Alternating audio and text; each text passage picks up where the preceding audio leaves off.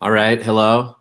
So today we're here with Kaitlin Clarke, an actress and writer, director, producer of a short film, Emma, an entry hmm into this year's the 10th anniversary of the Easterseals Disability Film Challenge.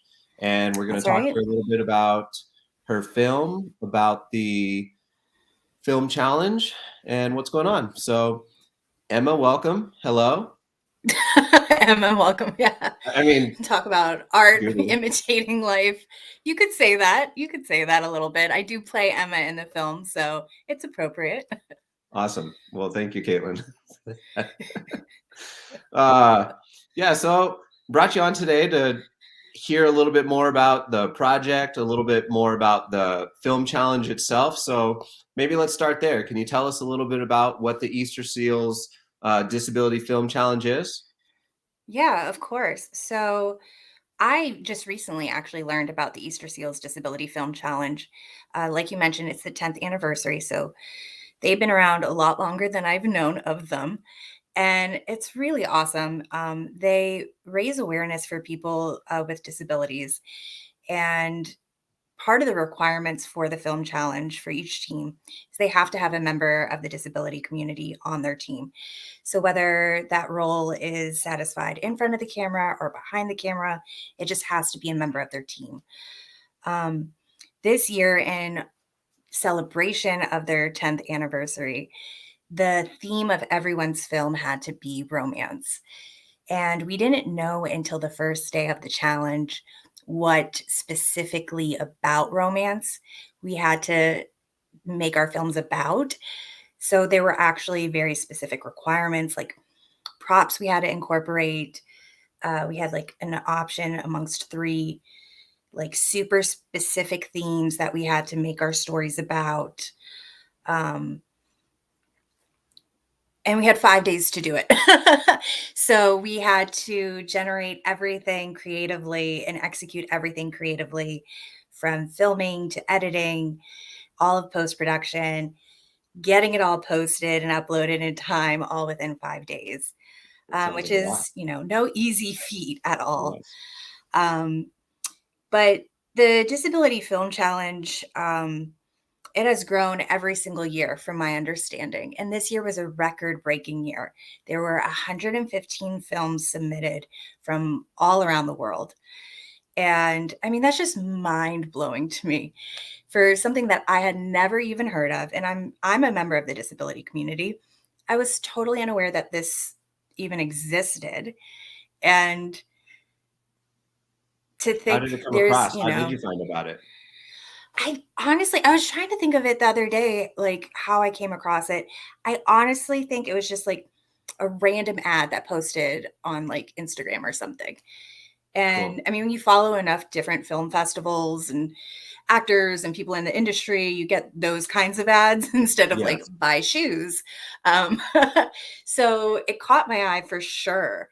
And I originally just wanted to participate as an actor, because that's my bread and butter, or to see if like a team just needed somebody to satisfy that requirement of having somebody with a disability on their team. But as it got closer and closer, and I sat in on a few of the informational sessions, I just felt called to just see if I could pull some people together and make something happen.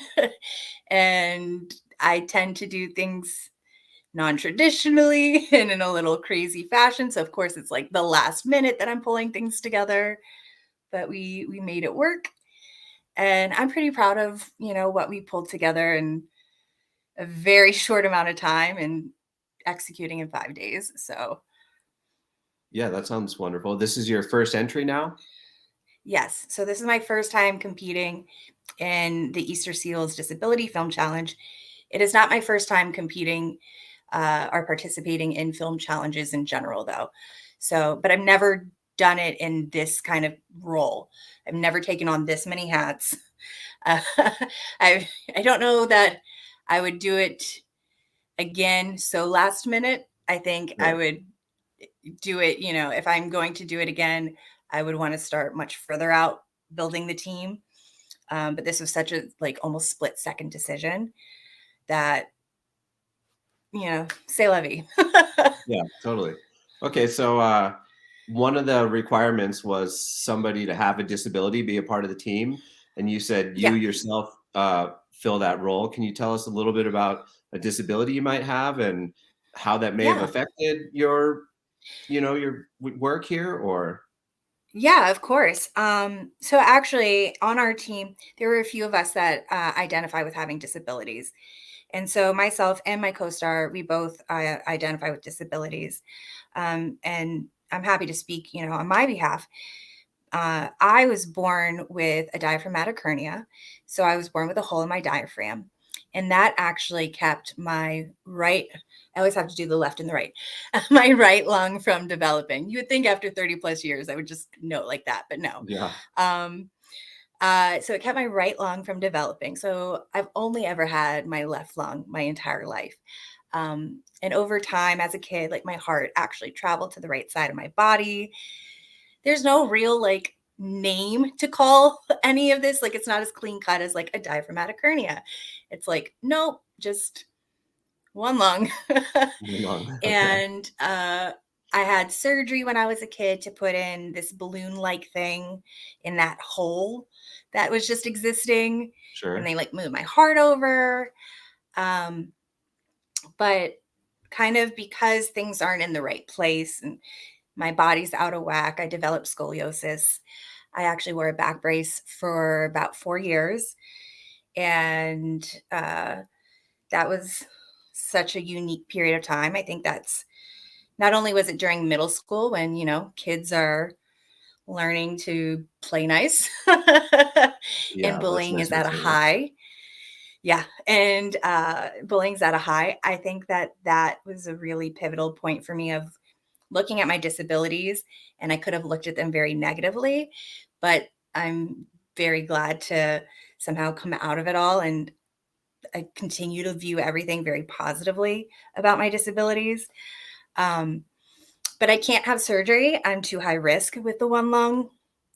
And then I have a whole other smorgasbord of other ailments and disabilities that kind of just come as a side effect to Yeah. things not really being what they should be.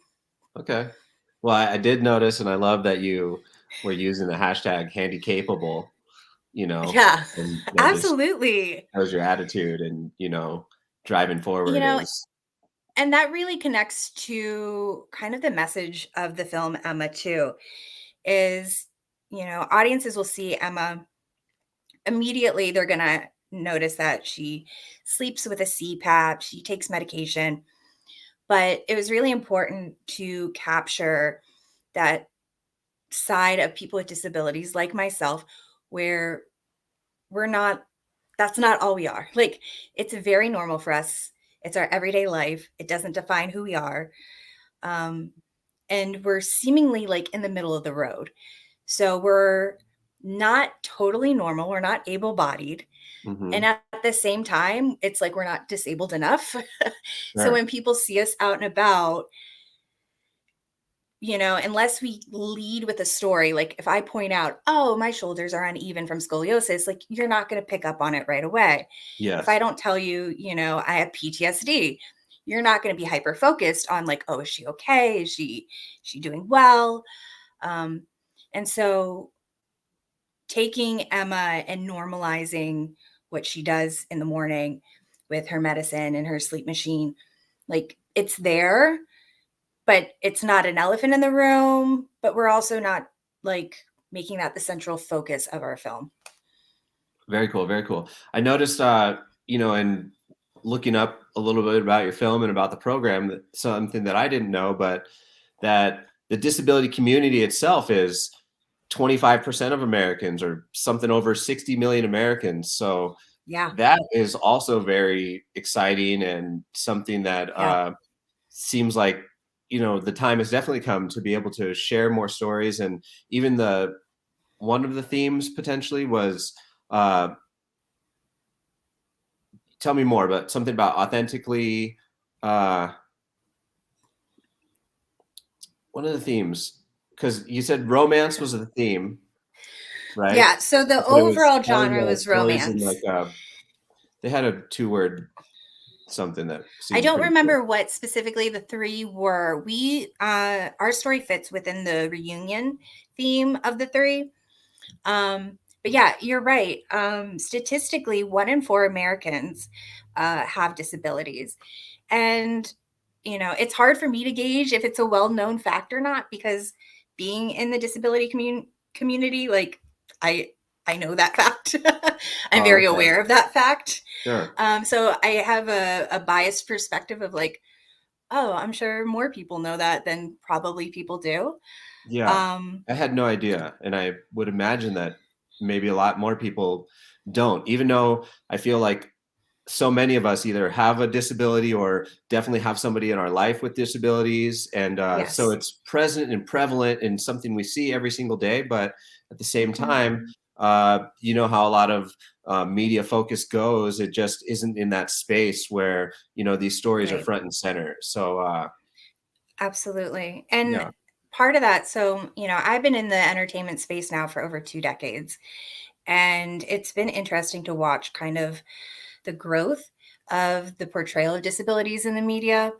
Way back when I there was nothing more that I wanted than to, not be wearing my back brace because I never thought I could get real jobs in entertainment because I was in a back brace because you never saw people working professionally that were famous or anything like that. I never really saw my representation. yes, And as I've gotten older, I still don't see my representation. I can see, people with scoliosis specifically. I can see people with asthma specifically, but I still don't see me. Um, but the way that it's classified of what is a disability has grown too. There are so many different types of disabilities. I mean, the fact that we can classify, having PTSD or bipolar disorder as disabilities. I mean, 20 years ago, that was not part of the conversation. So it's so much more wide and varied. But I also know like my knowledge is limited. I'm constantly learning of new disabilities, which I'm pretty tapped in because it's my everyday life, yes, which makes me aware that like the average person isn't anywhere close to the amount, has the amount of information that I have. And it's, I'm glad to see the direction, the media, and by media, it's not just news, it's TV shows and how do they portray people with disabilities? hmm, It's not the character that's a joke. It's not just, the best friend. It's not just the weird classmate. yes, We see more stories that are more mainstream. There are definitely indie type things and short films, but we're seeing more and more mainstream representation of people with disabilities. And I do get that those stories there has to be an education period, right? So some of those stories are going to be talking about those disabilities specifically. But sure. then after a period of time, we start to see that they're just people with They're those just, disabilities. yes, absolutely. So tell us a little bit more specifically about Emma now. Oh my gosh, what do you want to know about her? Let me just Well, change my personality. tell us about Emma, the film, maybe what it covers. Tell us a little bit about a production process, what that was like, especially because you said it happened pretty quickly in 5 days from concept to Yeah. completion. So let's hear about that. So How many other people were involved? there's so many stories that I could share about just from those things. So I had a lovely little skeleton crew of a team, and a lot of them are students at the Seattle Film Institute that I've worked Okay. with before on a 48-hour horror film festival project. Um, so 5 days was luxurious feeling compared to 48-hour film challenges. Let's stretch a little bit. Um, just, just a little bit. You got a little bit more sleep there. And so fortunate to have had worked with them because I'm still fairly new to the Seattle area. And I don't have those connections like I would have had back in Virginia, which is where I'm from. Okay. And so they, having worked together, they were able to utilize their network, their resources from the school to get gear and whatnot and pull that together. So that was excellent. Helpful. And when I decided that, okay, I'm gonna make a film in 5 days, why not? I have nothing else going on apparently. And I knew with the category being romance that I wanted to reach out to a friend of mine in college because I knew she was a novelist. I knew she wrote a lot of poetry, a lot of romance poetry. And it was a great reason to reconnect too. It's been a hot minute since I Yeah. graduated college. Okay. So I reached out to her. Her name's Anna Lee, and we brainstormed a handful of ideas just so we kind of had some direction of where we could go with the story. Mm-hmm. And then it was just a waiting game, really, until the official start to see what the requirements were and which would work best Okay. with the different story ideas. And it was so just, I mean, so many things with the process from building the team to pre production has been so serendipitous that when we got the requirements, it fit our storyline of Emma. And it was like, all right, no brainer. The only hiccup we had was filling the role of Emma's significant other. No biggie, just waiting until the last minute to get that done. Um, which we weren't even waiting till the last minute. We put out a casting notice, but we weren't having much luck finding the right fit. Yes. And I didn't want to, as a producer, as a director, I didn't want to just fill that role with anybody, which we could Sure. have, absolutely. But I wanted somebody who looked the part, who was authentic, and, ideally had some sort of chemistry. So that again came about kind of serendipitously. I don't know if serendipitously is even a word. It is now. We're going with it. I reached, I'm going with it. Fake it till you make it. I reached out to a buddy of mine who I've known for over a decade, and that friend's still in the military, and he was down to do it, to help me out. But he was like, "But you should talk to my friend," and I was like, "Okay." So Bring in the battle buddy. popped over to the other friend, and that friend, Russ, he is still active duty, but he's going to be getting out for medical reasons, and he wants to be an actor when he gets out. Okay. So it was like, all right, cool, some acting chops, nice, that is definitely helpful. And the role of Troy is a service member, so he already had wardrobe, like he looked the part. There wasn't much to change there.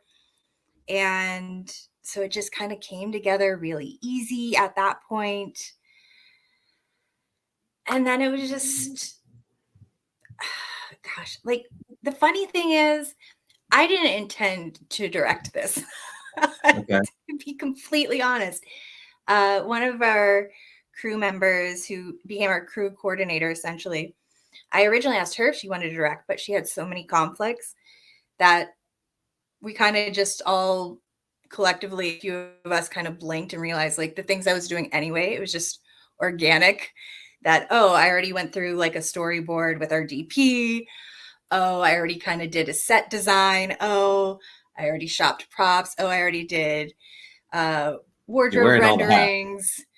I was already doing all the hats, which is typical me anyway. So it was like, all right, cool. I don't mind claiming this as my first, short film director role. I absolutely would put my name behind it and stand behind this film, Yes. because ultimately what it's turned out to be is it's like a love letter to the disability community for people like me who straddle that middle line, like I said, of Yep. not being disabled enough, but not being normal. But it's also a love letter to my friends in the military community. Very nice. I I've seen, I don't want to give too much of the film away. You have to watch the film to really understand, but They're going to go live soon, correct? They're going to go live on YouTube at 2 p.m. Pacific Standard Time. Okay. But I mean, I grew up in Virginia Beach, so it's a military town. Yes. So many of my friends, when I started to go to the bar, and go line dancing when I was 18, they were all service members and, their significant others and people who wanted to be significant others. But I mean, it's a military town, and those were my people. And I saw what my buddies went through. I saw what the spouses went through. Yeah. And it's hard. It's so hard. And so it's a love letter to them, to their experiences. And it's a different side to than what I think we generally see portrayed in mainstream media.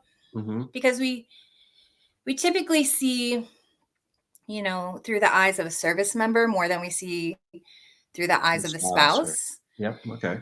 Mm-hmm. And so that was also a big factor in calling the film Emma, because spouses are typically referred to by like their significant other's last name, like so-and-so's wife, so-and-so's husband. Yes. So spouses have their own identity. They're their own people. And so it was important to recognize that. And, it's like you could dive deep into the world of like military spouse community. There's all different types of spouses, but they're at home, and whether they're sitting, just twiddling their thumbs waiting for their significant other to come home, or they're living life to the fullest. Yes. It's a hard life. Their person isn't there, and communication is hard. And I specifically set the film to be during 2020, so during the pandemic times. During pandemic. So it kind of forces the view of people are at home, so regardless of the situation. Okay. And maybe at home together for the first time in a while. Yeah, I mean, for many people, that was certainly the case. But the question I think the film raises, because again, we're talking about a genre of romance, is, how do you keep love alive, especially in times when you might be forced to be apart and not by your choosing? And whether we give a concrete answer to that, I can't say, but I think we give some insight to what that might be like. Mm-hmm.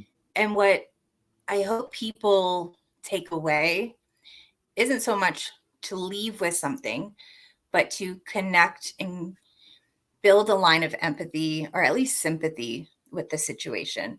Because I get it, not everybody has somebody in the military community, so they may not understand every nuance of the film.